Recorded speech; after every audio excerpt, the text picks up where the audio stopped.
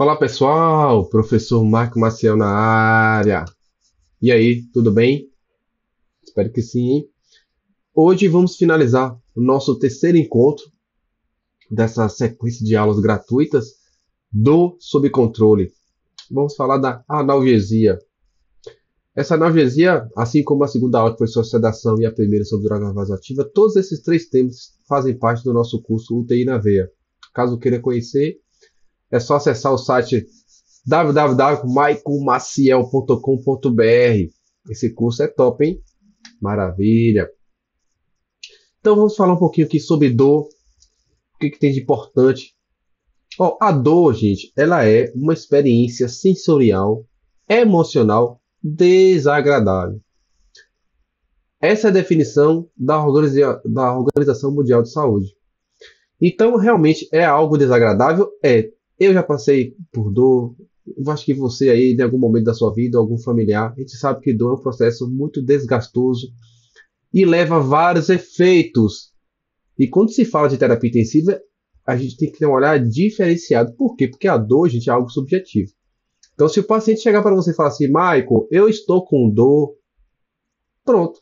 Fim de papo, ou seja, ele está com dor e nós temos que tomar uma conduta, uma atitude perante aquele quadro de dor. O paciente de UTI não pode sentir dor. Ele pode até ter motivo para sentir dor, mas a gente não pode deixar ele sentindo dor. Se ele está com dor, vamos fazer algo. Ou farmacológico ou algo não farmacológico. Eu não sou daquele que tem que falar assim, tudo tem que dar remédio, medicação, analgesia. Não. Se for necessário, sim. Se não, bora fazer. Às vezes um bom papo, um bom papo terapia que eu chamo, já pode ajudar em muito ali. Então, perfeito. Então, quais são os efeitos? Efeitos negativos da dor. O cara com dor fica estressado. O paciente, você vai conversar com ele, tá lá estressado, com face de estresse, um humor alterado, ou seja, um mau humor, ansioso, inquieto, taquicárdico. Então, isso é um efeito o quê? Negativo. Então, se estiver diante de um quadro desse, vamos ver se esse paciente não está com dor. Às vezes a queixa é dor. O outro impacto negativo da dor no paciente é alterar a qualidade do sono, ou qualidade, nem sempre só a qualidade. Às vezes o cara não dormir mesmo, ele fica com insônia. Perfeito? Então, o sono ele é restaurador. Nós precisamos dormir. Isso faz bem para o funcionamento fisiológico do organismo. Quem não tem o hábito de dormir bem, envelhece mais cedo, tem a saúde abalada, afetada. Nós precisamos dormir. Porque não é porque o paciente está internado ou na UTI que ele não tem direito a dormir. Pelo contrário, ele tem que dormir. A gente tem que ajudar ele a dormir. Dormir à noite e acordar durante o dia. Esse é o ciclo normal de vida. A gente tem que tentar manter isso. Eu sei que na UTI ele está fora do ambiente normal, da rotina dele, está fora de tudo isso. Mas a gente tem que tentar adaptar. E tudo aquilo que incomoda, que pode afetar o sono, a gente tem que combater. Por exemplo, poluição sonora, ou seja, alarme, celular, conversa da equipe. A gente tem que ficar atento a isso. Não é? Iluminação, muitas luzes acesas, desnecessário. Vamos adotar a política do silêncio na terapia intensiva. Mas uma coisa também que afeta o sono, e muito, é a dor. O cara com dor não dorme, acorda durante a noite. Então, não, vamos ficar atento. Se está com dor e não está conseguindo dormir, vamos avaliar. Se tiver indicação, vamos fazer uma analgesia mais importante, uma analgesia mais forte, para a gente tentar fazer com que esse paciente durma. Perfeito, gente? Outra coisa que a dor vai afetar, a ventilação desse paciente, a função respiratória. Imagina um paciente que faz uma cirurgia torácica, está com um dano de tórax, no hemitórax aqui esquerdo. Muitas vezes o paciente ele não vai querer colaborar na fisioterapia, não vai querer fazer a movimentação ativa no leito, por medo de sentir dor. Você percebe que eles têm medo. Poxa, eu não vou virar para cá não, porque está com dano, vai machucar, vai soltar. Além do medo, e pode também sentir dor, porque fica um local realmente sensível. E isso vai impactar negativamente, porque ele pode ter uma expansibilidade torácica diminuída, ele pode ter uma respiração um pouco mais superficial, ele pode evoluir com a telectasia. Então, para esses pacientes que fazem, por exemplo, muita cirurgia torácica, ele precisa, levantar, sentar, deambular para expandir esse pulmão, para evitar a telectasia. Então, a dor vai impactar até na expansibilidade torácica. A gente tem que ficar atento a isso. E qual é a consequência de tudo isso? Que a dor vai retardar a recuperação do paciente, ou seja, ele vai ficar mais tempo internado. O cara com dor, ele às vezes não sai da cama. Aí a dor vai ficando crônica, crônica, crônica, aí você começa a usar mais medicação, aí tem os efeitos colaterais das medicações, ou seja, vai virando uma bola de neve, aí o cara fica mais tempo na UTI, aumenta o risco de contrair uma nova infecção, contrair uma infecção que ele não tinha, aumenta os gastos com o hospital, porque o paciente fica mais tempo internado, maior o custo desse paciente. Então tudo vai ser impactado. Então a gente precisa entender que a dor vai deixar o paciente mais tempo internado. Ou seja, lentifica a saída dele da UTI. Então a gente precisa combater a dor o quanto antes. Melhor você combater a dor quando ela está no início do que você deixar ela progredir ou aumentar. Porque se você deixar ela aumentar, você vai ter que usar uma medicação mais forte, uma dose mais forte, e fica mais difícil você controlar. Então, iniciou a dor, pega naquele início mesmo ali. O paciente que queixou a primeira vez, avalie e medique, faça o que tem que fazer logo para que essa dor ela não aumente. É melhor você tratar uma dor leve do que tratar uma dor moderada ou intensa. Perfeito. Outra coisa interessante, que a gente sabe que isso acontece. Existe uma relação muito grande entre o sistema imunológico e as emoções, né? E a mente humana, as relações emocionais. O que acontece? Quando você está diante de um estresse, de uma dor, o que acontece? Você libera muito o quê? Cortisol. Cortisol baixa o quê? A imunidade. Então existe uma relação muito grande do cara que está com dor, estressado, com a imunidade baixa. E aí ele fica mais propenso ao quê? A desenvolver também quadros o quê?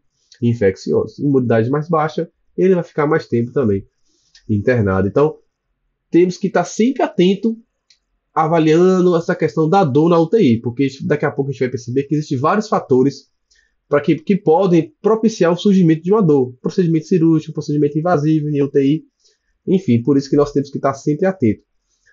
Complicações psicológicas. O paciente com dor, ele tem maior risco de agitar, ter uma agitação psicomotora. Pacientes com dor crônica, às vezes ficam depressivos.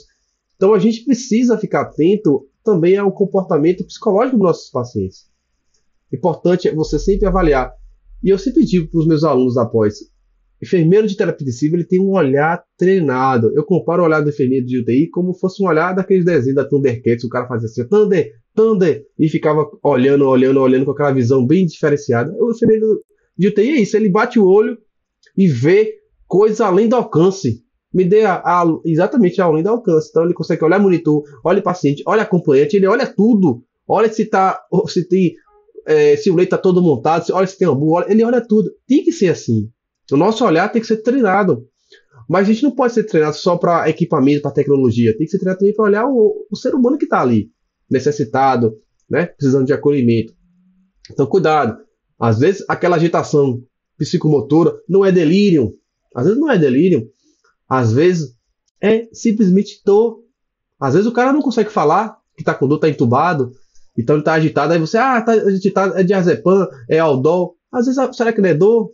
Você poderia fazer uma analgesia, faça lá uma morfina de 2 mg, né, conforme a orientação médica, mas uma ampolinha de 2 mg de morfina poderia resolver a situação, a depender se você suspeitar que seja dor. Porque a dor tem uma causa, a gente tem que identificar, tratar a causa, e aí o paciente agradece. Perfeito? Então, por que é importante a gente tratar a dor? Que a gente já percebeu no slide anterior que a dor ela vai impactar a vida do paciente de forma negativa, não só do paciente, mas da família que está ali no leito também acompanhando. Porque hoje existem muitos pacientes que têm acompanhamento na UTI, porque o acompanhamento na UTI ajuda, né, a controlar até a ansiedade. É legal você acordar num leito de UTI e você ver um familiar, um rosto conhecido. Porque imagina você acorda de uma cirurgia e você vê um bocado de gente estranha. É melhor você ter alguém que você conhece, você vai se sentir mais confortável. Então é importante ter um acompanhante na UTI. Mas quando o paciente está com dor, parece que a dor transfere para o acompanhante, porque o acompanhante também ele fica naquela sensação, meu Deus, minha mãe está com dor, ele fica ansioso, fica agoniado e vem atrás de você, olha, minha mãe está assim. Então vamos lá resolver a situação, porque deixa o paciente tranquilo e deixa o acompanhante também tranquilo. Perfeito, gente? Então qual é a importância da analgesia na UTI? Alívio da dor. Esse é o principal foco, aliviar a dor. Porque quando você alivia a dor, aquela sensação emocional desagradável, ela desaparece. Alivia. Ai, que sensação suave. A dor passou. Então a gente tem que pensar e sempre se colocar no lugar do outro. Ninguém merece sentir dor. Ninguém merece sentir dor. Então vamos fazer algo. Não podemos negligenciar a dor, gente. Ah, mas eu não tô vendo. Ele não tá com cara de dor. Ele não tá com cara de dor. Sim. E dor tem cara. Às vezes o cara realmente pode ter uma face de dor, mas isso é muito subjetivo. Então, pai, se ele falar pra você que tá com dor, vamos dizer que tá com dor e vamos analisar. Conversar com ele. Como é essa dor, qual é a intensidade dessa dor, o local dessa dor. Porque quando você avalia dessa forma, você pode ter, ó, eu acho que vale a pena também chamar o psiquiatra, chamar o psicólogo com esse paciente, porque eu tô achando que essa dor pode ser de fundo emocional. E pode ser, na sua avaliação, você perceber isso? Pode. Então, por isso que é importante conversar. Não é só chegar lá e, olhe, pegar, já entrar com o remédio e já vai fazendo remédio. Não, não é assim. Converse com o paciente, mas diga a ele que você vai resolver a situação dele. Diga a ele. Que isso já deixa também ele mais tranquilo, porque ele percebe que a equipe está levando a sério o quadro de dor dele, que vai tomar alguma conduta para ajudar. Isso é importante, ele dar esse feedback para o paciente. Quando você faz analgesia, você vai reduzir o estresse, é claro, e a própria ansiedade. É fato. Imagina a situação, o paciente ele tem uma lesão por pressão. Grau 3, grau 4, profunda na sacra, com indicação de trocar o curativo VAC. Aquele curativo caro, bonitão, que funciona. Só que essa troca às vezes causa o quê? Então o paciente imagina, ele acorda, meu Deus, é hoje que Michael vai vir aqui fazer meu curativo. Ah, já estou imaginando. Mas aí, o que a gente faz? Antes de iniciar o curativo, faz analgesia. Que eu chamo de analgesia pré-emptiva. Ou seja, é analgesia antes do procedimento que pode causar dor. Porque aí vai melhorar a experiência dele com aquele procedimento. Tá certo, gente? Então, não deixa pra fazer a analgesia depois do curativo ou durante o curativo. Não, faça logo a analgesia antes de começar a mexer. Faça logo a analgesia, pronto, aí você começa o curativo. Vai dar tempo a medicação fazer efeito. Tá bom, gente? Então, lembre-se disso. A mesma coisa, chega um paciente lá, chega o cirurgião torácico, Michael, quem tá aqui com o paciente e tal? Ah, quem tá com fôlego de tal sou eu. Ah, ó, eu vou tirar o dreno de tórax. Eu, top. Vai fazer o que de analgesia? Já largo logo. Porque muitas vezes o médico pode falar assim, não precisa não dói não vai sentir nada não incomoda não. Não é bem por aí. Pode ser que, porque afinal de contas o dreno tá onde? Não tá no médico, nem no mim, nem no médico, nem no enfermeiro, tá no paciente. Então ele que vai dizer se vai sentir dor ou não. Então faça uma analgesia antes de tirar o dreno, por exemplo. Eu aconselho, porque isso você diminui a experiência, né? Evita que o paciente possa vir sentir dor e ficar com a memória negativa com relação ao procedimento. Tá bom, gente? Lembrar sempre disso, porque isso gera ansiedade, gera estresse. A dor, quando você faz a analgesia, o que ela faz na questão respiratória? Melhora a função respiratória. Ajuda o paciente a ter compara com aquela respiração superficial que promove a telectasia, ajuda na fisioterapia, promove que ele tenha mais capacidade de mobilizar no leito, que ele possa sentar, que ele possa deambular, porque ninguém vai querer andar com dor, entendeu? Então bora fazer uma analgesia, melhora demais a ventilação do paciente, a recuperação dele é melhor. Então facilita o processo de recuperação, ele vai ter mais alta, mais precoce, mais rápida da terapia intensiva.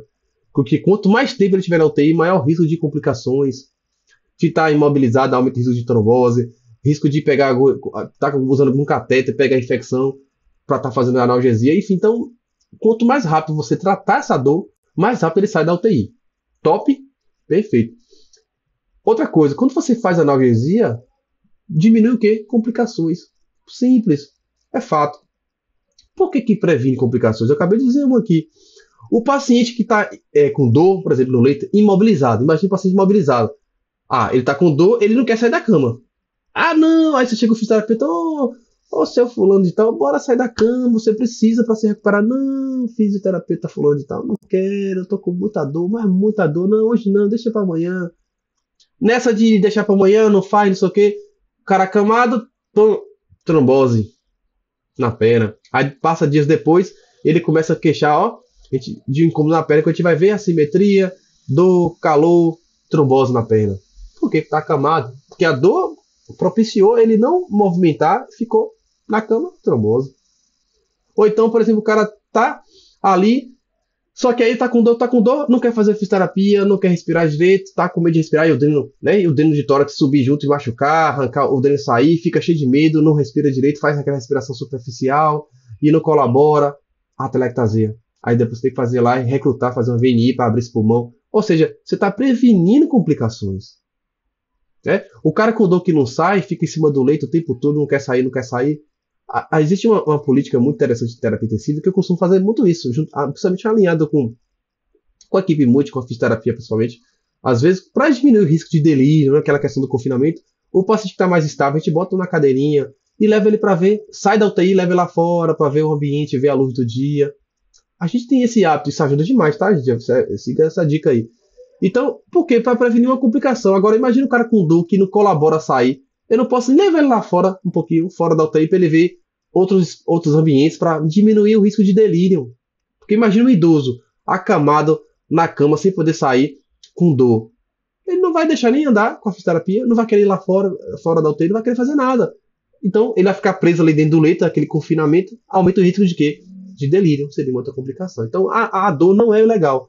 Nós temos que combatê-la, certo?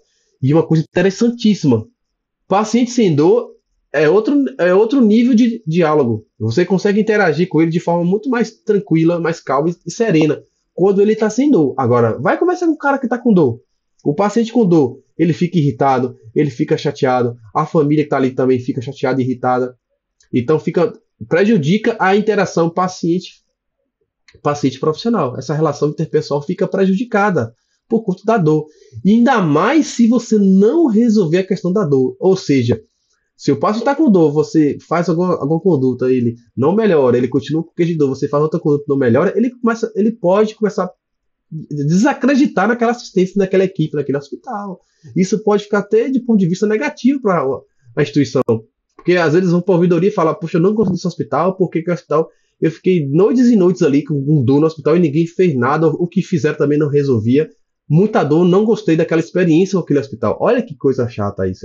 O paciente ficar com experiência negativa com o hospital por conta de analgesia, ou mal feita, ou no momento errado, o paciente não foi avaliado de forma minuciosa. Então, cuidado. O paciente está com dor, fez analgesia, melhorou? Beleza. Não melhorou ou está piorando? Vamos reavaliar melhor esse paciente. Será que ele não é uma dor neuropática, precisa de uma abordagem multimodal, precisa de uma abordagem também não farmacológica? Será que vale a pena chamar a psicologia, a psiquiatria? Vamos avaliar. Será que ele não tem um foco realmente de dor ali, um abscesso que está passando batido? Será que vale a pena pedir um ultrassom de abdômen, uma tomografia, para investigar se tem alguma coleção, alguma coisa que justifica essa dor? Será que ele está com TEP? Será que ele está com infartando?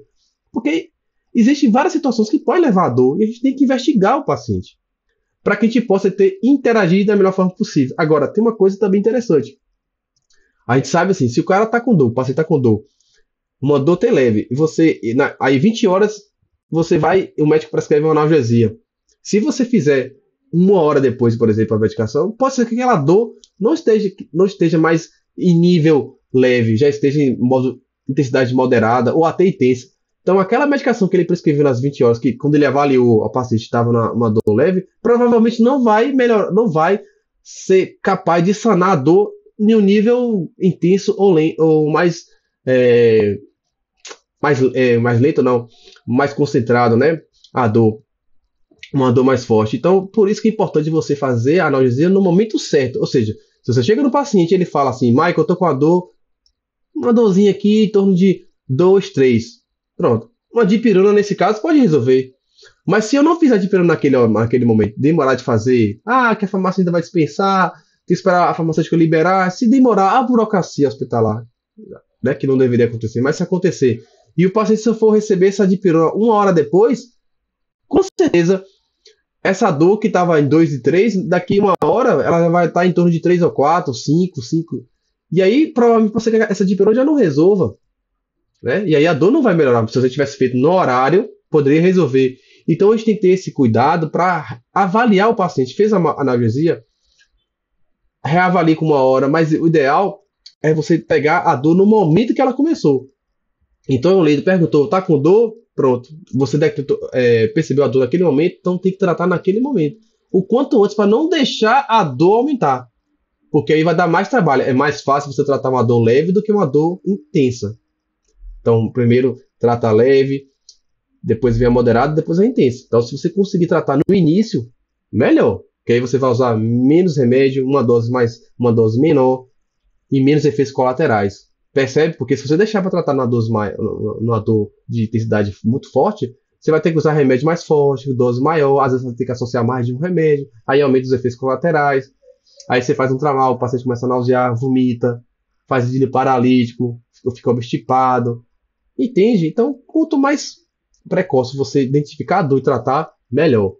Hoje é bem legal que na terapia intensiva, muitos pacientes já estão vindo do centro cirúrgico, a depender da abordagem cirúrgica, dessa cirurgia de coluna, geralmente artrodese, eles estão colocando muito aquele cateter peridural, já vim com analgesia ali, ó, que o paciente faz a analgesia no própria bomba, ele aperta e recebe um bolo de analgésico ali da medicação. Isso é muito legal. Por quê? Porque a gente sabe que é uma cirurgia que o paciente tem uma grande chance de sentir dor, artrodese de coluna. Perfeito, gente? Vamos continuar aqui. Então, a UTI tem motivo para levar dor no paciente, causar dor? Sim. Procedimentos invasivos. É o que bem tem UTI. Intubação, acesso central, drenagem de tórax, traqueostomia. Não é? Então você vê que tem procedimentos invasivos e existe o risco de dor. Se você vai passar um cateter, você tem que fazer o quê? Uma anestesia local. Antes da inserção da agulha para você perfurar ali, porque senão o paciente vai sentir dor. Vai coletar uma gasometria, vai passar um PAM, né, um cateter na artéria, o médico vai ter que fazer uma analgesia aqui para botar o cateter aqui. Tá certo? Perfeito, gente? Cirurgias. Vai fazer a cirurgia, tem que fazer o quê? Analgesia, o cara vai sentir dor. Então, exemplo, na UTI, o paciente vai fazer a traqueostomia, vai ser submetido à traqueostomia, vai ter que fazer analgesia. Né? Você vai ter o cirurgião torácico vai ter que fazer anestesia local aqui, para ele não sentir dor. Não tem jeito, que dor leva à liberação adrenérgica, aumenta o consumo de oxigênio, aumenta complicações. Inclusive, o paciente pode ter hipoxemia e ter infartar por conta de dor. Imagina uma intubação, você não faz analgesia. Por isso que a gente sempre fala assim, ó, analgesia, depois hipnótico e depois o quê? O bloqueador neuromuscular. Se você não usar o opioide, você pode usar um hipnótico que tem um efeito analgésico, por exemplo, a ketamina, mas você tem que lembrar sempre da analgesia. Perfeito? Traumas, lesões. Às vezes o paciente passa por um processo de uma queimadura de grande porte, né? Um grande queimado, ele vai sentir dor. Ele vai sentir muita dor, precisa de uma troca dos curativos, então é o momento de você combinar com a equipe para fazer uma analgesia bem interessante para que ele não sinta dor na troca, para não causar sofrimento para esse paciente, porque a dor tem muito ligação com o sexto sinal vital, que é o sofrimento. A dor seria o quinto sinal vital e o sofrimento seria o sexto. Então a dor e o sofrimento estão muito juntos, então a gente não pode causar. Se o paciente está com dor, ele está sofrendo. Essa é a lógica, se o paciente está com dor, ele está sofrendo. Então a gente precisa acabar com isso. Então, faz a analgesia. Então, um grande trauma, um grande queimado, um TCE grave, um acidente, um politrauma. Uma vez eu recebi um paciente, politrauma, fratura de bacia, o cara gemendo de dor, todo mundo pensando que será que teve alguma fratura interna, lacerou, pensando um bocado de coisa assim, óbvio. Era pertinente pensar realmente. Mas sabe o que o cara tinha? Ele não estava conseguindo urinar, ele estava com a bexiga cheia e ele não estava conseguindo urinar. Na hora que eu passei a sonda, moço, eu proporcionei um alívio tão grande para ele. Quer dizer, então o cara foi vítima de uma cirurgia, de um acidente grave, um trauma grave, fratura bacia, precisei passar uma sonda de alívio e aí ele aliviou. A dor foi embora imediatamente. Então, tudo tem que ser avaliado. Não é só chegar com remédio. Eu poderia fazer ali, ó, de pirona, ali, morfina, que a dor dele não ia passar assim de cara, porque a dor estava sendo causada pela distensão da bexiga. Então, o que eu tinha que fazer? Eu tinha que passar a sondinha de alívio lá e tirar o xixi que estava preso ali, a retenção urinária. Pronto. Aliviei a dor do paciente. Perfeito, gente? Então a gente tem que ter muito cuidado. Doenças graves, né? Tem situações que levam o paciente a sentir muita dor em terapia intensiva. Quer ver uma dor bastante interessante, assim, no sentido para avaliar? Dor torácica, porque dor torácica pode ter várias causas, mas uma delas é extremamente séria, que é o infarto. O cara com infarto sente dor. Angina, dor no peito, chega no hospital, vai fazer o quê? Uma das condutas do paciente com suspeita de infarto ou com infarto é fazer o quê? Analgesia e morfina, porque a morfina vai controlar essa dor, vai controlar essa ansiedade do paciente. Então, ela é uma moduladora da emoção. Aí você faz uma modulação com a morfina no paciente com suspeita de infarto, um paciente com síndrome coronariana aguda, uma doença grave, o paciente com TEP, chega com dor no peito, ventilatório dependente, você vai fazer analgesia, é uma doença grave, mas que leva a dor. Paciente com trombose, dor na perna, tem que fazer analgesia, porque trombose dói. Então são doenças graves que levam dor na UTI. Paciente com lesão por pressão, imagina um paciente com lesão em sacra, grau 3, grau 4, paciente com uma lesão feia ali, você tem que trocar o curativo. Aquela lesão ali, ó. Por isso tem que fazer a mudança de decúbito, para evitar isso, tem que ter cuidado com a pele, hidratar, botar protetor. Mas naquele paciente que já tem a lesão, tem que ter cuidado, porque aquilo ali machuca, aquilo ali dói. Tem que fazer analgesia. Não só na hora do momento curativo, não, mas tem que monitorar sim, porque ele tem risco. Então imagina o cara tem uma lesão na sacra, você deixa o cara lá o tempo todo de barriga para cima. Aí você só faz analgesia na hora que faz trocar o curativo? Não, pelo amor de Deus. Você tem que fazer a mudança de decúbito e avaliar. Se ele, Michael, tá latejando, tá doendo, vai fazer analgesia. Imagina o paciente com dermatite associada à incontinência, que é a DAI. Aquela dermatite ali perianal. O paciente com o próprio pH das fezes está irritando o períneo dele ali. A xícara fica feio, aquela pele descamando ali, toda hiperemiada. Você triscar dói. Então aquilo incomoda, dói. Gera processo inflamatório, o cara fica taquicárdico, pode ser fonte até de infecção. Então você tem que monitorar aquilo ali, tem que tratar aquilo ali. Perfeito? Às vezes o paciente está com uma sonda vesical, aí chega um plantonista assim, vamos tirar a sonda. Claro, tem que tirar por quê? Para diminuir o risco de infecção urinária. Só que aí você fala assim, beleza, mas eu acho que não é o momento de tirar essa sonda. Por quê, Michael? Porque o paciente tem uma lesão, não sei o termo, né? Uma lesão interessante, grande, na sacra, que se tirar essa sonda, esse xixi vai cair nessa lesão, vai contaminar essa lesão, vai virar um... Então, às vezes, você acaba segurando um pouquinho a sonda por conta de uma lesão, né? Então, a gente tem que ter cuidado, tem que avaliar o paciente para evitar situações que levem dor no paciente, porque a dor, ela é negativa, sempre. Paciente com imobilidade. Paciente que não quer sair, paciente que usou bloqueador neuromuscular há muito tempo, fica com aquelas dificuldades de movimentar, muscular alterada. Isso causa contratura, dor. Então, tanto que quando a fisioterapia vai trabalhar esse paciente, quando você pega na perna, você vê aquela perna rígida, o cara vai sentir dor. Então, a linha com a fisioterapia vai valorizar aquele paciente que está com aquela restrição toda muscular. Bora fazer uma analgesia para a fisio trabalhar de forma mais eficaz e não causar todo o desconforto no paciente, né? Para ele não ficar com aquela memória negativa com relação ao cuidado. Dispositivo de monitoramento. Às vezes você precisa passar, o paciente está em choque circulatório, precisa botar um catéter para monitorização hemodinâmica minimamente invasiva ou até invasiva. Então você pode botar um EVMI, um flow track, né? um Swan-Ganz, catéter de artéria pulmonar. Então são procedimentos, né, para monitorização que vai ajudar o paciente, mas que vai causar desconforto. O cara está com um cateter na perna, um cateter no pescoço, mas infelizmente naquele momento ele precisa. Então você tem que fazer da forma correta, mas faz analgesia, não deixa ele sentir dor. Perfeito?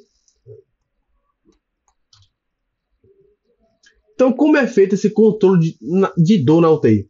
Então, o paciente teve a dor, a gente vai tratar a dor e tem que monitorar. Mas como é que você controla essa dor? Existem as escalas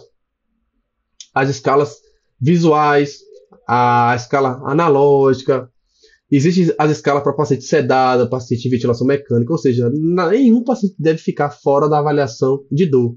E é interessante, você faz a avaliação regular, inclusive os técnicos de enfermagem são orientados no controle, né? Aqui, por exemplo, sinais vitais a cada 2 horas. A dor é o sinal vital, é o quinto sinal vital, então a cada 2 horas você tem que ir lá e perguntar ao paciente se está com dor.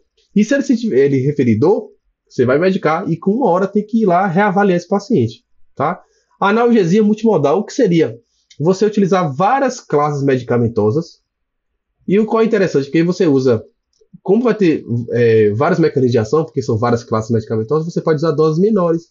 E aí você consegue ter menos efeitos colaterais e faz uma analgesia de sucesso, porque é multimodal, várias linhas de frente, vários mecanismos de ação. Então, a analgesia multimodal seria bastante interessante.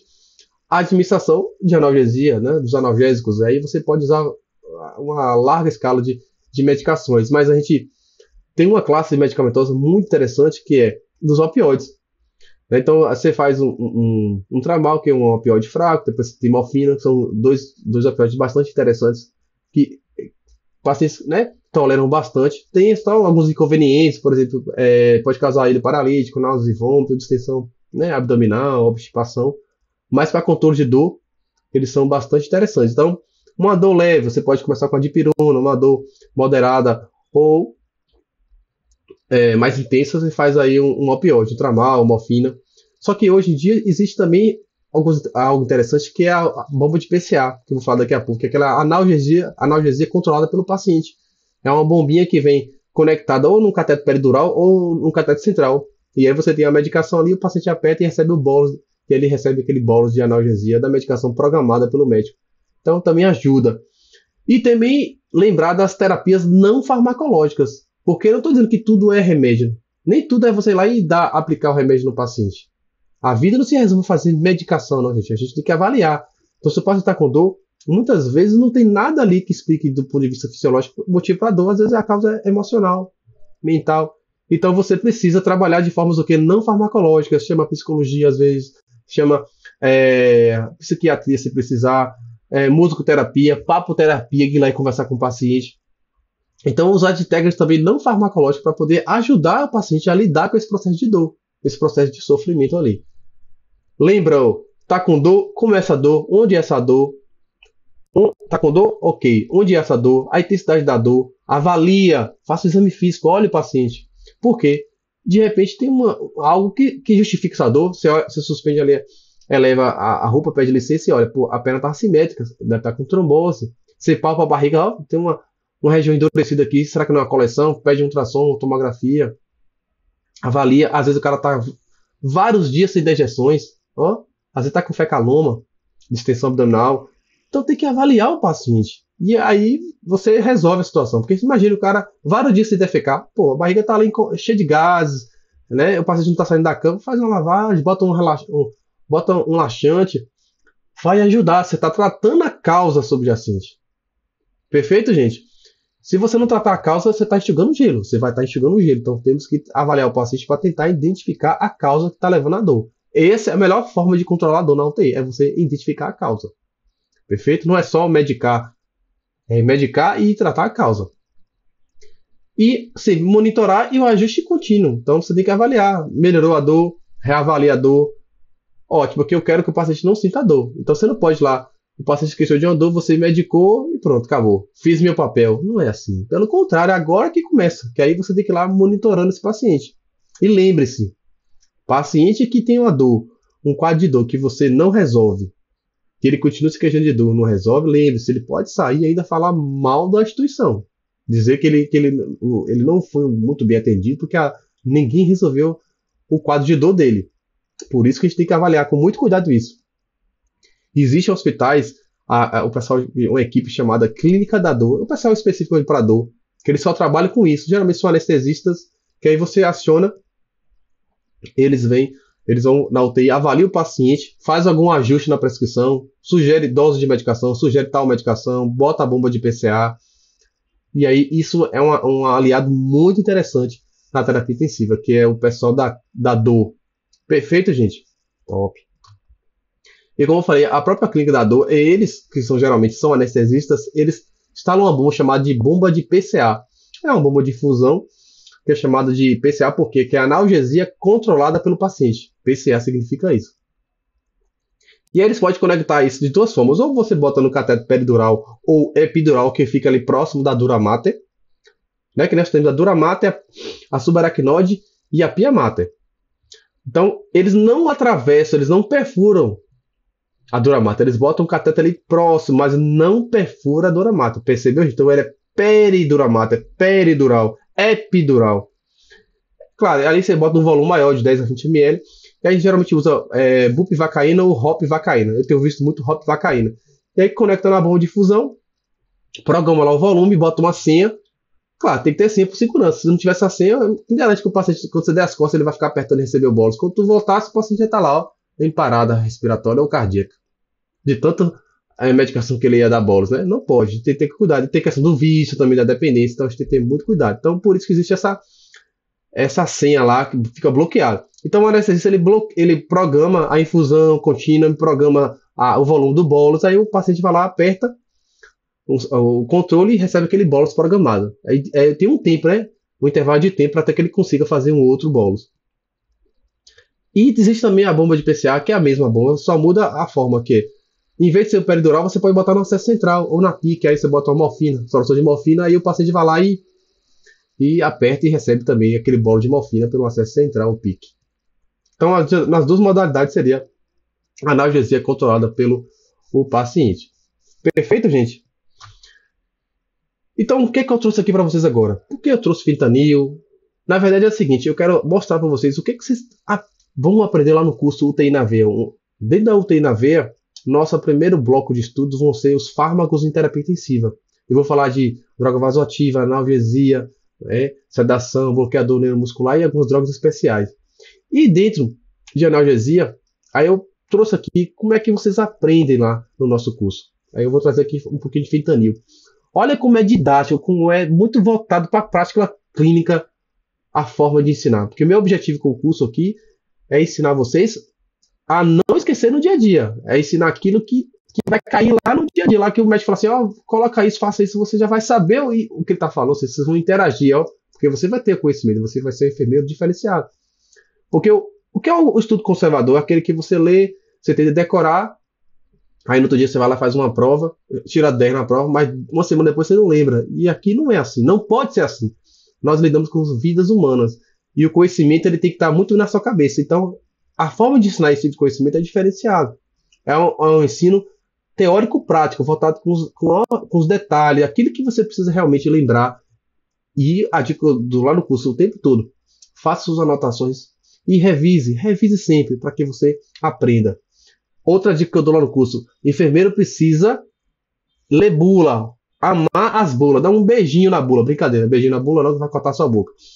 Mas você tem que olhar a bula das ampolas, aprender, ler bula também de remédio. Foi assim que eu aprendi e facilita demais a nossa vida, ok? E lembre-se, você é o enfermeiro líder da enfermagem, o enfermeiro é o líder da enfermagem, então muitas vezes o técnico vai preparar uma solução dessa, ele vai tirar dúvida com quem? Com você. Então, cuidado para não ensinar errado. Então, para não ensinar errado, você tem que ter conhecimento. Perfeito, gente?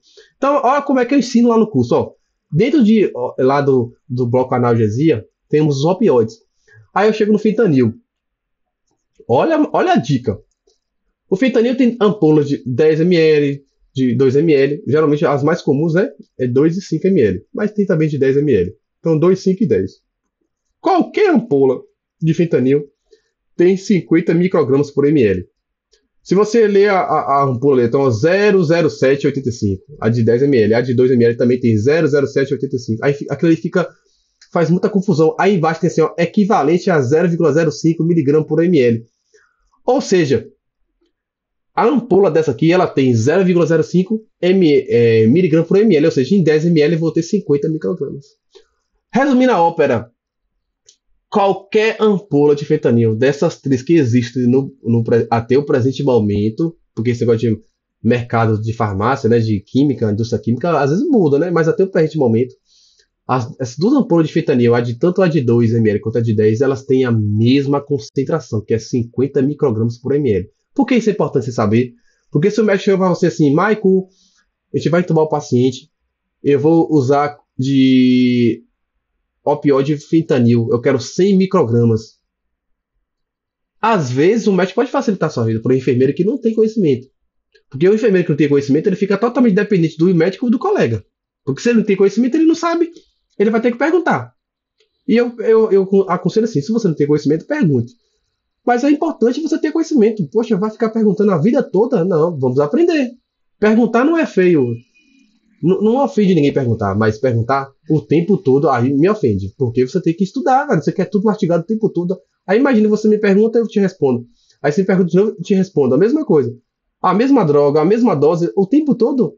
Poxa, uma hora você tem que aprender. Se eu aprendi, por que você não aprende? Então eu estudo, então você não está estudando. Entende a lógica? Então tem que estudar, porque não fica feio, tá, gente? Depois. Enfim. E aí, se o médico for te ajudar, ele vai dizer assim, ó. Se ele não te ajudar, ele fala assim, eu quero 100 microgramas. E aí?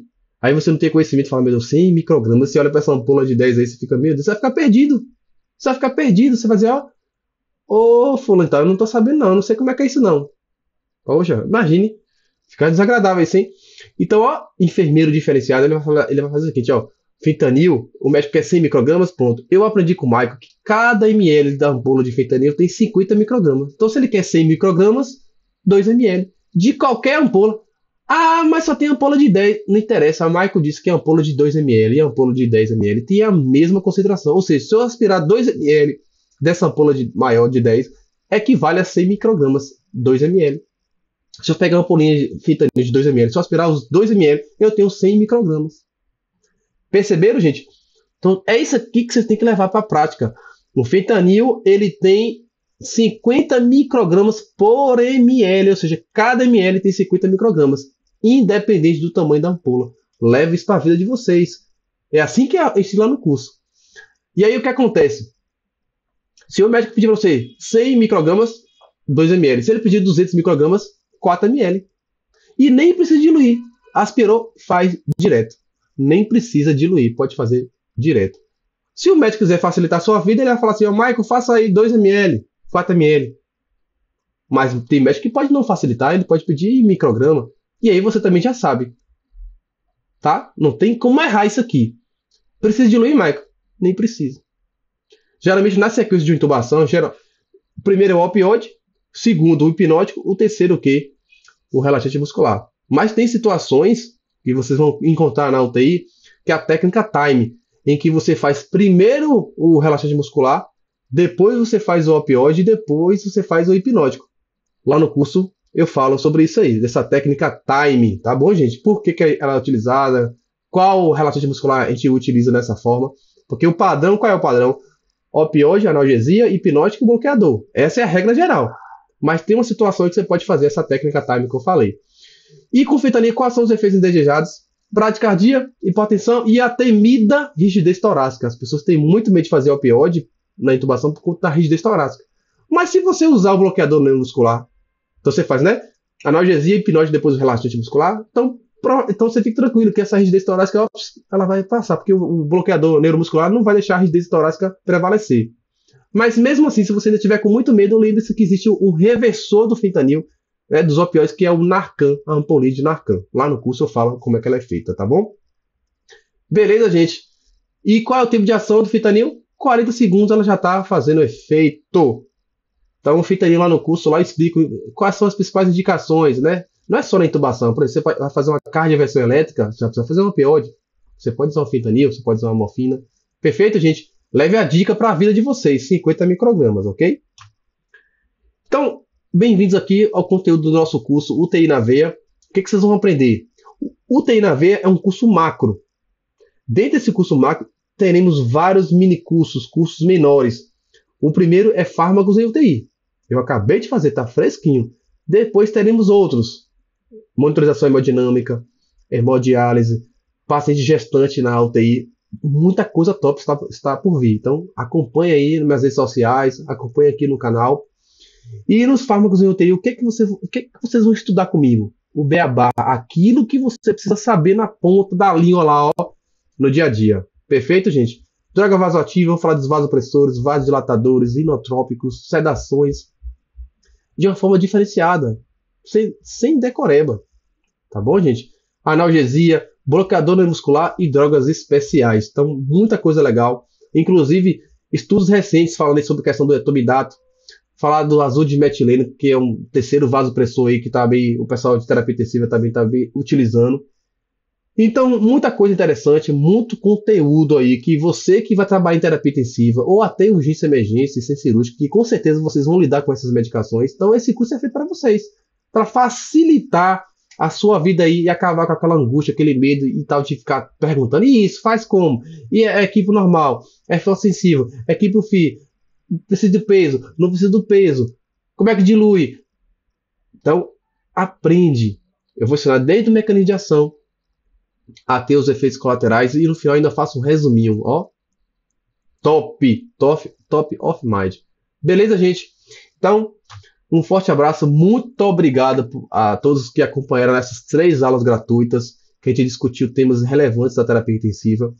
Eu só tenho que agradecer a vocês, e a enfermagem é isso, agradecer o tempo todo por essa profissão bonita que nós temos, independente de valorização ou não. Se você é feliz no que você faz, pronto, é isso que importa. Faça o seu melhor sempre. E eu costumo dizer, enfermeiro diferenciado tem um lugar especial também na profissão. faça isso, vire enfermeiro diferenciado, seja um enfermeiro de excelência, que portas vão se abrir para você, tanto na área direta ali assistência ao paciente, quanto na área administrativa. Vá por mim que você vai ver quanta coisa boa pode acontecer na sua vida, mas para isso você precisa se destacar, precisa ser enfermeiro de excelência. E para ser enfermeiro de excelência, o basilar é o conhecimento. E o conhecimento não decorado, é o conhecimento de entendimento, de raciocínio. É isso que eu mostro lá no curso. Vocês vão ver o quanto que eu raciocino nas aulas lá com vocês, explicando para vocês um olhar diferenciado que o enfermeiro tem que ter. Beleza, gente? Professor underline Maica, meu Instagram, tá meu telefone aqui, esse é o WhatsApp, não tente ligar, que isso só funciona no WhatsApp, tá?